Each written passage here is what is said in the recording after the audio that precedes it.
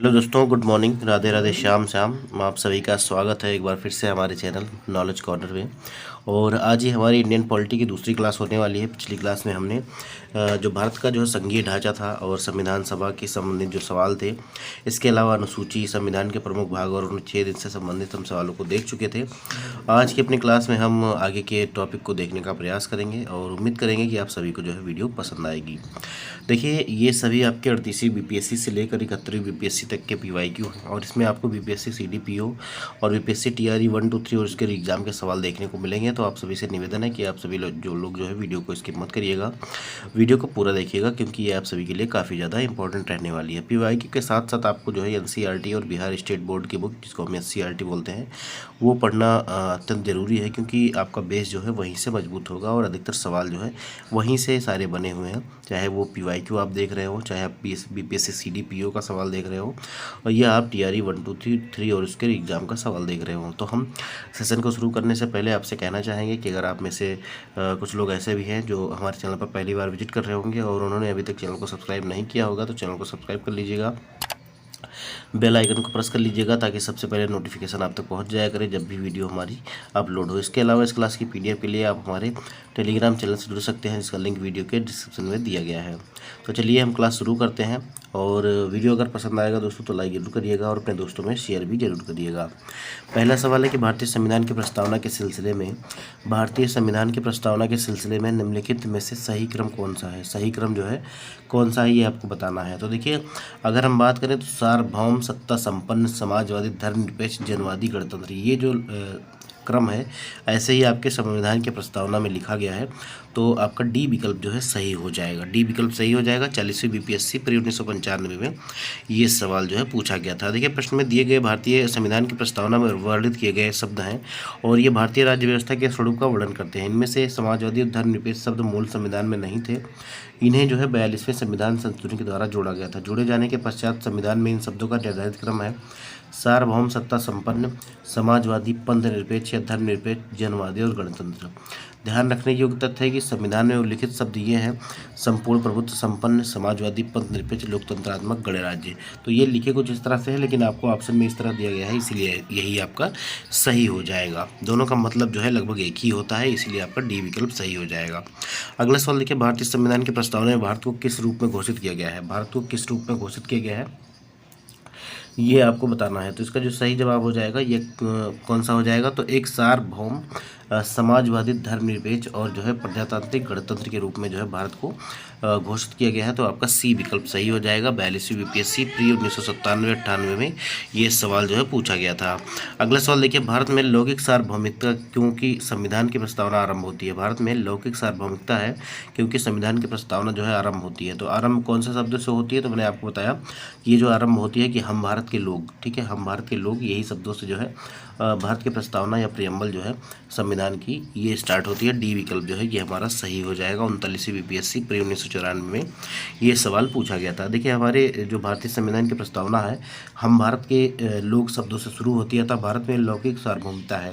इसका अर्थ है कि जनता में जो है सर्वशक्ति है और जनता ही जो है सर्वशक्तिमान है और किसी बाह्य सत्ता के अधीन नहीं है। लेकिन इसका उल्टा हो रहा है, नेता लोग मलाई काट रहे हैं और जनता क्या कर रही है, जनता एक एक पैसे के लिए मोहताज है। अगला सवाल देखिए, निम्नलिखित शब्दों पर विचार कीजिए। निम्नलिखित शब्दों पर विचार कीजिए और इसको जो है सही शब्दों में आपको लगाना है, सही क्रम में लगाना है। कैसे ये प्रियम्बल में दिए गए हैं, कैसे प्रस्तावना में दिए गए हैं, उसी के अनुरूप इसको सही ढंग से लगाना है।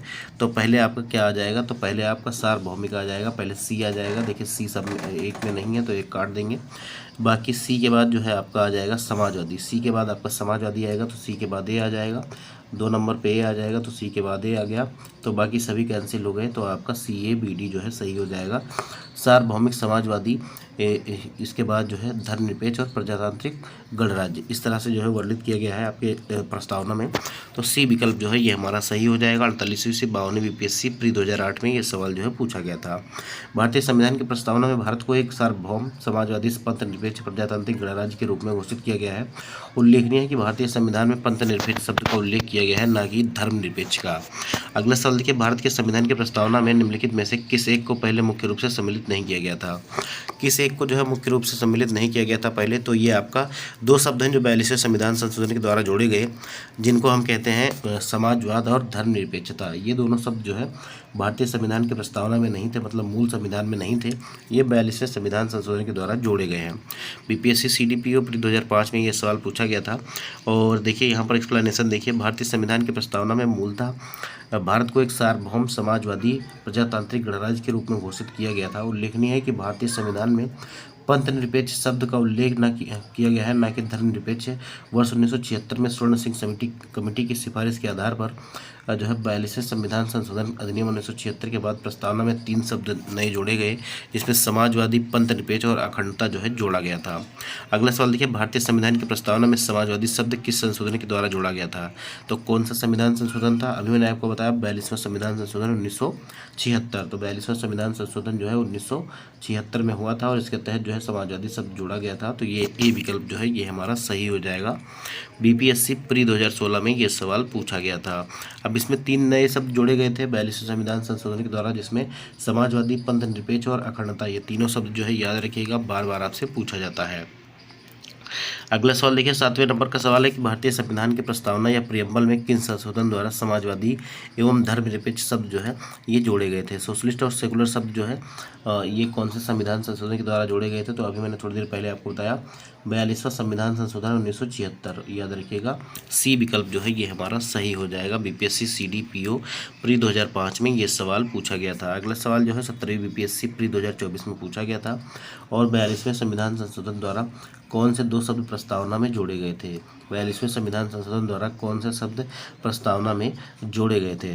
तो कौन से शब्द जोड़े गए थे तो ये आपको बताना है। देखिए यहाँ पर अगर आप देख पा रहे होंगे तो इसका जो सही जवाब हो जाएगा ये कौन सा हो जाएगा? तो धर्मनिरपेक्ष और समाजवादी। धर्मनिरपेक्ष और समाजवादी डी विकल्प जो है ये हमारा सही हो जाएगा।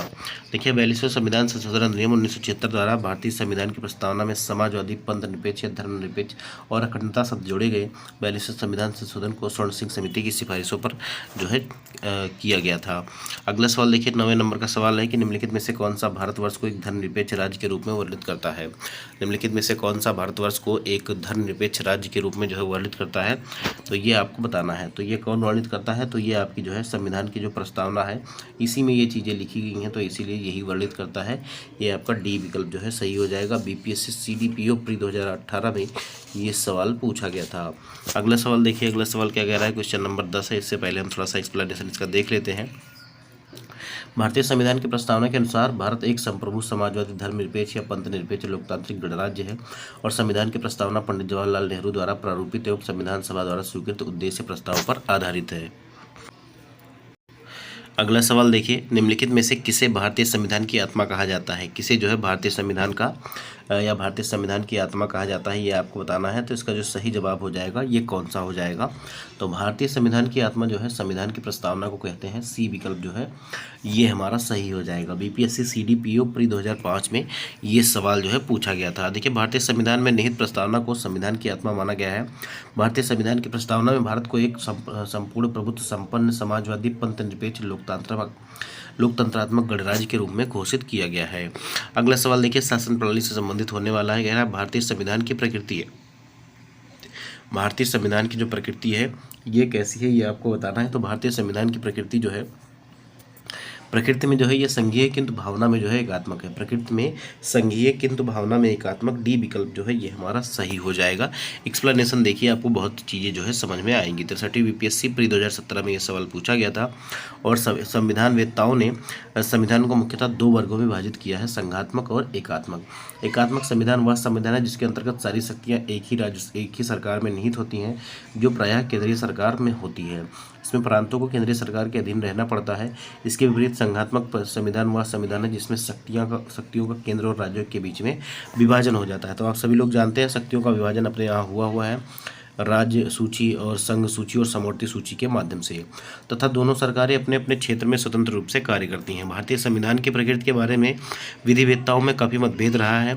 संविधान के निर्माताओं के अनुसार भारतीय संविधान एक संघात्मक जो है संविधान है, किंतु प्रोफेसर जेनिंग्स को भारतीय संविधान को संघात्मक मानने में आपत्ति है। प्रोफेसर वियर ने इसे अर्धसंघीय संविधान अथवा एकात्मक संविधान जिसमें संघात्मक तत्व सहायक के रूप में है कहा है। जेनिंग्स के अनुसार भारतीय संविधान में केंद्रीयकरण की सशक्त प्रवृत्ति है अतः उपयुक्त विश्लेषण से हम कह सकते हैं कि भारतीय संविधान न तो विशुद्ध संज्ञात्मक है और न ही विशुद्ध एकात्मक ही, बल्कि यह प्रकृति में संघीय किंतु भावना में जो है एकात्मक है। अगला सवाल देखिए, भारतीय राजनीतिक व्यवस्था में इनमें से कौन सर्वोच्च है? भारतीय राजनीतिक व्यवस्था में इनमें से कौन जो है सर्वोच्च है, ये आपको बताना है। तो इसका जो सही जवाब हो जाएगा ये आपका हो जाएगा संविधान। देखिए, संविधान से ही सभी को पावर मिलती है, चाहे वो सर्वोच्च न्यायालय हो, चाहे संसद हो, और यह जो है आपका कोई किसी भी तरह का पब्लिक एडमिनिस्ट्रेशन हो, तो संविधान ही जो है सर्वोच्च है। बी विकल्प जो है ये हमारा सही हो जाएगा। 45वीं बीपीएससी प्री 2001 और यूपीपीसीएस मेंस 2013 में ये सवाल पूछा गया था। भारतीय राजनीतिक व्यवस्था में संविधान सर्वोच्च है और यही राज्य व्यवस्था के स्वरूप और उद्देश्य का निर्धारण करता है एवं विभिन्न इकाइयों के सृजन का प्रावधान करता है। संविधान से ही शासन के सभी अंग, अधिकार एवं शक्ति जो है प्राप्त करते हैं। अगला सवाल देखिए, सरकार की संसदीय व्यवस्था के विषय में निम्नलिखित में से कौन सा वक्तव्य सही है? सरकार के संसदीय व्यवस्था के विषय में निम्नलिखित में से कौन सा वक्तव्य सही है, ये आपको बताना है। तो इसका जो सही जवाब हो जाएगा ये आपका कौन सा हो जाएगा? देखिए, विधायिका न्यायपालिका के प्रति जो है ये जवाबदेह है, तो बिल्कुल ये आपका गलत हो जाएगा। विधायिका कार्यपालिका के प्रति जो है जवाबदेह है, तो यह भी आपका गलत हो जाएगा। विधायिका एवं कार्यपालिका दोनों स्वतंत्र है, स्वतंत्र भी नहीं है। राष्ट्रपति न्यायपालिका के प्रति जवाबदेह है, तो ये भी आपका गलत हो जाएगा। तो यहाँ पर अगर हम बात करें तो यहाँ पर कौन सा जवाब सही हो जाएगा? तो इनमें से कोई भी कथन जो है आपका ये सही नहीं है, इसलिए ई विकल्प सही हो जाएगा। उपयुक्त में से कोई नहीं। कौन सा जवाब सही हो जाएगा? उपयुक्त में से कोई नहीं। कैसे? तो देखिए, 65वीं बीपीएससी में पूछा गया सवाल है प्री 2019 में। देखिए, शासन प्रणाली की सामान्यतः दो पद्धतियाँ होती हैं, संसदीय और अध्यक्षीय। भारत में ग्रेट ब्रिटेन का अनुसरण करते हुए संसदीय शासन व्यवस्था को अपनाया गया है। संसदीय शासन व्यवस्था में व्यवस्थापिका विधायिका के सदस्य ही कार्यपालिका का गठन करते हैं। कार्यपालिका व्यवस्थापिका के प्रति जो है उत्तरदायी होती है और संसदात्मक शासन व्यवस्था में कार्यपालिका विधायिका द्वारा नियंत्रित होती है। न्यायपालिका जो है ये कार्यपालिका और विधायिका के कार्यों को न्यायिक समीक्षा कर सकती है और राष्ट्रपति जो है न्यायपालिका के प्रति जो है जवाबदेह नहीं होता है। अतः विकल्प ई जो है यही आपका सही हो जाएगा। 39वीं बीपीएससी का सवाल है अगला, 1994 में पूछा गया था कि भारत में प्रजातंत्र इस तथ्य पर आधारित है कि संविधान लिखित है या वहाँ मौलिक अधिकार प्रदान किए हैं या जनता को जो है सरकारों को चुनने तथा बदलने का अधिकार है। तो इसका जो सही जवाब हो जाएगा ये हो जाएगा जनता को जो है सरकारों को चुनने और बदलने का अधिकार है, इसीलिए जो है यहाँ प्रजातंत्र है। सी विकल्प जो है ये हमारा सही हो जाएगा। देखिए, प्रजातंत्र का आशय है जनता द्वारा जनता के लिए जनता की सरकार, अर्थात लोगों को सरकार चुनने और बदलने का अधिकार होता है और भारत में प्रजातंत्र का भी यही आशय है। अगला सवाल देखिए, विधि का नियम या कानून का अधिराज्य का क्या मतलब है? विधि का नियम या कानून का अधिराज्य का क्या मतलब है, ये आपको बताना है। तो इसका जो सही जवाब हो जाएगा, इसका मतलब यह है कि सभी के लिए एक कानून और सभी के लिए एक न्यायतंत्र, सभी के लिए एक कानून और सभी के लिए जो है एक न्यायतंत्र, ये आपका सही जवाब हो जाएगा। ए विकल्प इसका सही हो जाएगा। 66वीं बीपीएससी प्री 2020 में ये सवाल पूछा गया था।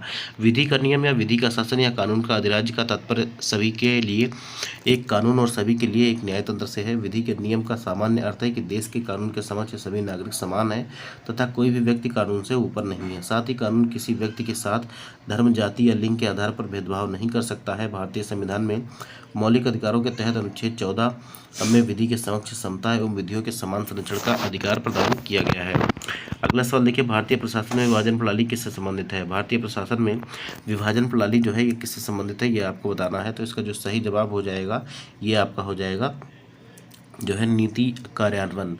ठीक है, नीति कार्यान्वयन से संबंधित है। सी विकल्प जो है ये हमारा सही हो जाएगा। देखिए, एक नीति बनाएगा, दूसरा उसका जो है कार्यान्वयन करेगा, ऐसे जो है कुछ विभाजन किया गया है। 67वीं बीपीएससी प्री 2022 में ये सवाल पूछा गया था। देखिए, भारतीय प्रशासन में विभाजन प्रणाली जो है नीति निर्माण और उसके क्रियान्वयन से संबंधित है। इसमें सचिवालय नीति निर्माण करता है जबकि क्रियान्वयन संबंधित निकायों और एजेंसियों के द्वारा किया जाता है। अगला सवाल देखिए, 7वें नंबर का सवाल है कि निम्नलिखित विशेषताओं में से केंद्रीय शासन व्यवस्था के लिए कौन सा सही नहीं है? केंद्रीय शासन व्यवस्था के लिए या unitary from the government uniform, यहाँ पर यूनिटरी फॉर्म ऑफ गवर्नमेंट लिखा है, मतलब जो है केंद्रीय शासन व्यवस्था के लिए कौन सा जो है सही नहीं है, ये आपको बताना है। तो केंद्रीय शासन व्यवस्था में देखिए सबसे बड़ी बात है कि ये जो है बड़े देशों के लिए आदर्श नहीं है, बड़े देशों के लिए जो है ये आदर्श नहीं है। सी विकल्प जो है ये हमारा सही हो जाएगा।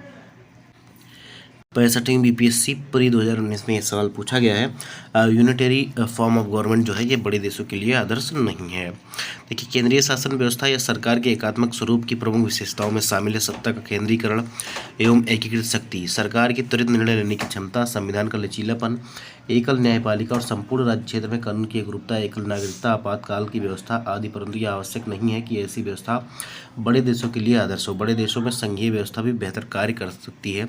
अतः अभीष्ट उत्तर जो है सी विकल्प हो जाएगा। अगला सवाल देखिए, कह रहा है निम्नलिखित में से कौन सा कथन सत्य है। निम्नलिखित में से कौन सा कथन सत्य है ये आपको बताना है। कह रहा है संयुक्त राज्य अमेरिका में जो है सरकार की संघीय प्रणाली है, या भारत सरकार में संघीय और एकात्मक दोनों प्रकार की प्रणाली है, या फ्रांस की सरकार में जो है संघीय प्रणाली है, या पाकिस्तान में प्रधानमंत्री की नियुक्ति वहाँ के जनता के द्वारा की जाती है। कौन सा कथन सत्य है ये आपको बताना है। तो इसका जो सही जवाब हो जाएगा ये आपका हो जाएगा कौन सा, अमेरिका के संविधान में, अमेरिका के जो है संयुक्त राज्य अमेरिका में राज्य सरकार जो है ये संघीय प्रणाली की है। ये आपका सही हो जाएगा। पहला विकल्प इसका जो है ये हमारा सही हो जाएगा। 38वीं बीपीएससी प्री 1992 में पूछा गया था। देखिए, अमेरिका के संविधान में संघीय प्रणाली का स्पष्ट उल्लेख है, किंतु भारत के संविधान में भारत को राज्यों का संघ बताया गया है। किंतु संविधान के कतिपय प्रावधान राज्यों की अपेक्षा केंद्र को ज़्यादा शक्तिशाली बनाने पर जोर देते हैं। इससे कुछ विद्वान भारत के संविधान को संघात्मक एवं एकात्मक प्रणालियों का मिश्रण मानते हैं, किंतु भारतीय संविधान एकात्मक प्रणाली का लक्षण लिए हुए मूल रूप से संघीय संविधान है, ऐसा मानना ज़्यादा उचित होगा। अगला सवाल देखिए, संघ एवं इसका राज्य क्षेत्र से संबंधित सवाल है। कह रहा है दिल्ली है। दिल्ली क्या है, तो दिल्ली एक जो है केंद्र शासित प्रदेश है। आप सभी लोग जानते हैं दिल्ली एक केंद्र शासित प्रदेश है। देखिए, केंद्र शासित प्रदेश का मतलब ये होता है जहाँ पर केंद्र का शासन डायरेक्टली चलता है, गवर्नर के अपॉइंटमेंट। लेकिन अब देखेंगे तो दिल्ली में जो है सीएम भी होते हैं, दिल्ली में चुनाव भी होता है, लेकिन यहाँ पर कुछ शक्तियाँ जो है वो केंद्र सरकार के पास रहती हैं, और कुछ सीमित शक्तियाँ जो है ये मुख्यमंत्री को दी जाती हैं। तो ये आपका बी विकल्प जो है ये हमारा सही हो जाएगा। 42वीं बीपीएससी प्री 1997-98 में ये सवाल पूछा गया था। देखिए, संविधान के प्रथम अनुसूची के अनुसार दिल्ली एक संघ राज्य क्षेत्र या केंद्र शासित प्रदेश है। अगला सवाल देखिए, सिक्किम भारत का एक राज्य बनाया गया था, कब बनाया गया था ये आपको बताना है। 38वीं बीपीएससी में ये सवाल पूछा गया था। तो सिक्किम की अगर हम बात करें तो 35वें संविधान संशोधन 1974 के द्वारा जो है सबसे पहले जो है सिक्किम को एसोसिएटेड स्टेट के रूप में बनाया गया था। एसोसिएट स्टेट के रूप में भारत में शामिल किया गया था। कौन सा संविधान संशोधन के तहत, तो 35वें संविधान संशोधन के तहत। कब हुआ था, 1974 में। और फिर इसके बाद जो है 1975 में इसको जो है पूर्ण रूप से दर्जा दिया गया था, पूर्ण राज्य का जो है दर्जा दिया गया 22वें राज्य के रूप में 36वें संविधान संशोधन के द्वारा। तो इसको आप लोग याद रखिएगा, 35वें संविधान संशोधन के द्वारा जो है इनको एसोसिएट स्टेट्स के रूप में या संयुक्त राज्य के रूप में इनको दर्जा दिया गया था। और फिर 36वें संविधान संशोधन के द्वारा 1975 में इनको जो है पूर्ण राज्य का दर्जा दिया गया था। तो 35वें संविधान संशोधन द्वारा अधिनियम द्वारा 1974 के द्वारा सिक्किम को भारत में संयुक्त या एसोसिएट स्टेट के रूप में शामिल किया गया था। और 36वें संविधान संशोधन अधिनियम 1975 के द्वारा जो है सिक्किम को 22वें राज्य के रूप में पूर्ण राज्य का जो है दर्जा प्रदान किया गया था। देखिए, फिर से कह रहा है कितने सारे एग्जाम में पूछा गया, इंपॉर्टेंट मार्क करिएगा और इसको याद रखिएगा, ठीक है। ये आपसे कभी भी पूछा जा सकता है। सिक्किम भारतीय संघ का पूर्ण राज्य बन गया था। पूर्ण राज्य की बात कर रहा था, पूर्ण राज्य जो बना था वो 1975 में बना था। अगर एसोसिएट स्टेट की बात में या सह अधिराज्य के रूप में या सहयुक्त अधिराज्य के रूप में बात करता तो वहाँ पर 1974 हो जाता। तो इसका कौन सा जवाब सही हो जाएगा, इसका सी विकल्प सही हो जाएगा। 69वीं बीपीएससी में तो 2023 में पूछा गया, और 66वीं बीपीएससी में इसके पहले 2020 में ये सवाल पूछा गया था। तो इसका सी विकल्प सही हो जाएगा। भारतीय संविधान के 36वें संविधान संशोधन अधिनियम 1975 के तहत सिक्किम भारत का 22वां राज्य बना, और सिक्किम ने 26 अप्रैल 1975 से भारत के संविधान संशोधन 1975 के माध्यम से भारत के संविधान के अनुच्छेद 371 के तहत राज्य के विशेष प्रावधान के साथ भारतीय संघ का पूर्ण राज्य बनने का विकल्प चुना। अगला सवाल देखिए, बिहार को काटकर एक पृथक वनांचल राज्य का बनना संभव है। बिहार के बहुत पहले का यह सवाल है, उसके बाद जो है बिहार का बंटवारा हो गया था। 43वीं बीपीएससी का सवाल है, बिहार को काटकर एक पृथक वनांचल राज्य का बनना संभव है। अब ये कैसे हो पाएगा ये आपको बताना है। तो राज्य को बनाने का जो काम होता है ये जो है केंद्र सरकार के पास होता है। केंद्र सरकार क्या, ऐसा समझ लीजिए सीधा सीधा संसद के पास होता है। राज्यसभा लोकसभा के तहत होते हुए जो है ये राष्ट्रपति तक जाता है, और उसके बाद जो है राज्य बनते हैं। तो यहाँ पर कोई भी विकल्प इससे संबंधित नहीं है, इसीलिए इनमें से कोई नहीं हो जाएगा। डी विकल्प जो है ये हमारा सही हो जाएगा। यहाँ पर देखिए लिखा भी हुआ है कि राज्यों का निर्माण करने का अधिकार जो है अनुच्छेद 3 के अनुसार संघीय संसद का है। अतः बिहार को काटकर पृथक वनांचल राज्य का बनना संसद के प्रावधानों द्वारा ही संभव है। अतः अभिष्ट उत्तर जो है डी विकल्प हो जाएगा, इनमें से कोई नहीं। देखिए, आज़ादी के बाद भाषा के आधार पर भारत के राज्यों का पुनर्गठन जो है ये किस वर्ष हुआ था ये आपको बताना है। आज़ादी के बाद जो है भारतीय राज्यों का पुनर्गठन और ये किस वर्ष हुआ था ये आपको बताना है। तो इसका सही जवाब कौन सा हो जाएगा, तो ये 1956 में जो है हुआ था ऐसा 1956 में। सी विकल्प जो है ये हमारा सही हो जाएगा। 64वीं बीपीएससी प्री 2018 में ये सवाल पूछा गया था। राज्य पुनर्गठन नियम 1956 द्वारा भाषाई आधार पर राज्यों का पुनर्गठन 1956 में किया गया। विदित हो कि भाषा के आधार पर सर्वप्रथम आंध्र प्रदेश का पृथक राज्य के रूप में सृजन जो है 1953 में किया गया था। अगला सवाल देखिए, निम्नलिखित में से कौन 1953 में राज्य पुनर्गठन आयोग के अध्यक्ष थे, ये सदस्य थे, ये आपको बताना है। बीपीएससी टीआरई 3 जुलाई 2024 में ये सवाल जो है पूछा गया था। जो राज्य पुनर्गठन आयोग था इसमें जो है अध्यक्ष कौन थे और जो है इसके सदस्य कौन थे, ये आपको बताना है। तो देखिए, इसको फजल अली आयोग कहते हैं और यही जो है इसके अध्यक्ष भी थे और इसके सही सदस्य भी थे। अब अध्यक्ष थे तो सदस्य ऑटोमेटिक हो जाएंगे, तो इसका सही जवाब कौन सा हो जाएगा। तो यहाँ पर अगर हम बात करें दोस्तों तो जो है फजल अली इसके अध्यक्ष थे और इसके अलावा जो है न्यायमूर्ति जो है फजल अली इसके अध्यक्ष हो गए, हृदयनाथ कुंजरू जो है इसके सदस्य हो गए और के.एन. पणिकर भी इसके सदस्य थे। तो यहाँ पर देखिए के.एम. पणिकर भी दिया हुआ है और हृदयनाथ कुंजरू भी दिया हुआ है और ये जो है इसके अध्यक्ष थे, क्योंकि इसको जो है फजल अली आयोग के नाम से भी जाना जाता है। तो आपका डी विकल्प सही हो जाएगा, उपयुक्त में से एक से अधिक, क्योंकि ये सभी जो है इसी के सदस्य थे। देखिए 22 दिसंबर 1953 को न्यायाधीश फजल अली की अध्यक्षता में प्रथम राज्य पुनर्गठन आयोग का गठन किया गया और इस आयोग के 3 सदस्य न्यायमूर्ति फजल अली, हृदयनाथ कुंजरू और के.एन. पणिकर थे। इसने कम से कम प्रमुख भाषाई समूहों के भाषाई राज्यों के निर्माण की सिफारिश की थी, अतः विकल्प डी आपका जो है सही हो जाएगा। अगला सवाल जो है हमारे नागरिकता से संबंधित होने वाला है, के लिए कह रहा है भारतीय नागरिकता नहीं प्राप्त की जा सकती। भारतीय नागरिकता कैसे नहीं प्राप्त की जा सकती, ये आपको बताना है।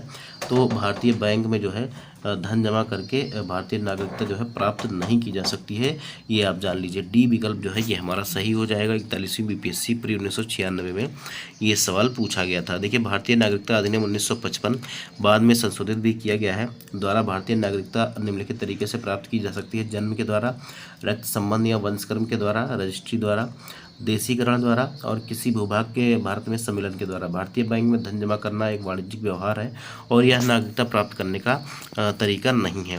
अगला सवाल देखिए, नागरिकता संशोधन कानून कब पारित हुआ था। नागरिकता संशोधन कानून जो है ये कब पारित हुआ था, ये आपको बताना है। तो इसका जो सही जवाब हो जाएगा ये आपका हो जाएगा 11 दिसंबर 2019। 11 दिसंबर 2019 हो जाएगा, बी विकल्प इसका सही हो जाएगा। 66वीं बीपीएससी प्री 2020 में ये सवाल पूछा गया था। देखिए नागरिकता संशोधन विधेयक 2019 में लोकसभा में 9 दिसंबर 2019 को प्रस्तुत किया गया एवं उसी तिथि को लोकसभा से पारित किया गया। 11 दिसंबर 2019 को यह राज्यसभा द्वारा पारित किया गया और राष्ट्रपति ने इस विधेयक को 12 दिसंबर 2019 को मंजूरी प्रदान की थी। यह विधेयक अधिनियम बन गया। नागरिकता संशोधन अधिनियम 2019 से संबंधित नियम 11 मार्च 2024 को अधिसूचित किया गया था, याद रखिएगा। अगला सवाल देखिए, नागरिकता संशोधन अधिनियम 2019 का उद्देश्य क्या था, यह आपको बताना है। देखिए थोड़ा सा छोटा बड़ा हो जाएगा, थोड़ा सा एडजस्ट करिएगा।